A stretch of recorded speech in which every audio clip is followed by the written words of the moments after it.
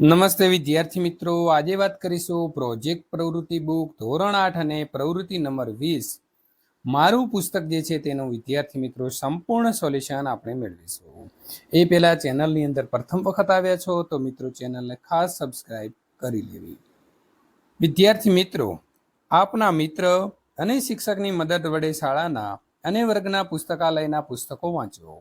વાંચ્યા બાદ જે પુસ્તક આપને ગમ્યું હોય તેમાંના કોઈ એક પુસ્તકની નીચે મુજબની વિગતો લખો। પુસ્તક વિશે લખેલી આ માહિતી તમને મદદ કરનાર મિત્ર અને શિક્ષકને બતાવો। આપ આ પ્રોજેક્ટ દરમિયાન પુસ્તક જે તમે પસંદ કર્યું છે તેની માહિતી વર્ગ અને શાળા પ્રાર્થના સંમેલનમાં પણ રજૂ કરી શકો છો।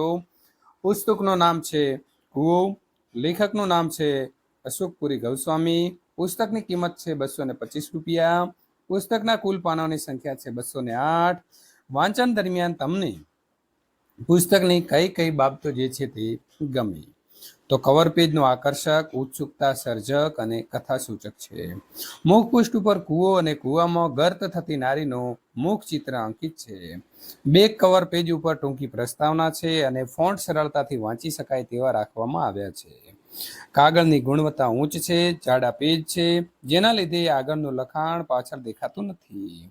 પુસ્તકનું કદ નાનું છે, જેના લીધે તેને લઈને ગમે ત્યાં જઈ શકાય છે અને એને એક હાથમાં લઈને આરામથી વાંચી પણ શકાય છે।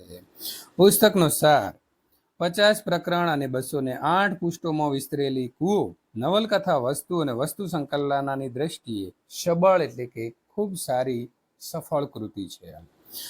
ખેતરનો ખોળો ખૂંદતા ખેડૂત વર્ગ અને તેની સાથે થતા અન્યાય, શોષણ અને અત્યાચાર તથા તેની સામે અવાજ ઉઠાવતી ખેડૂત પત્ની દરિયાની આ કથા છે।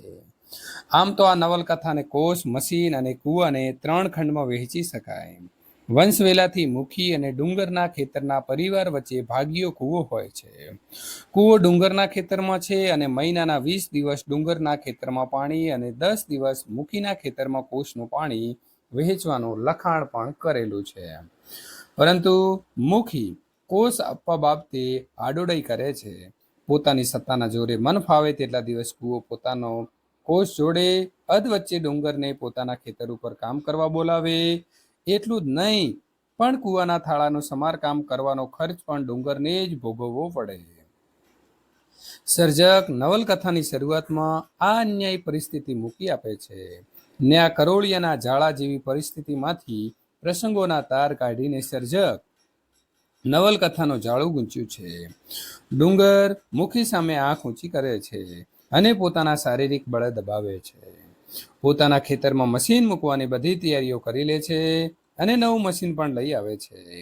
આ દરેક બાબતમાં દરિયો તેનો સાથ આપે છે।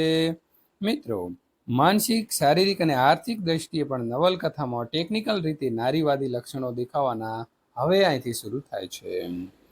અદેખા મુખીનો વસ્તો એક રાતે ખેતરમાં રખોપો કરી રહેલા દરિયા અને ડુંગરને દબીચે છે। વસ્તી અને તેના માણસો મળીને બંને ઉપર પાશવીપણાની હદે શારીરિક અત્યાચાર પણ કરે છે।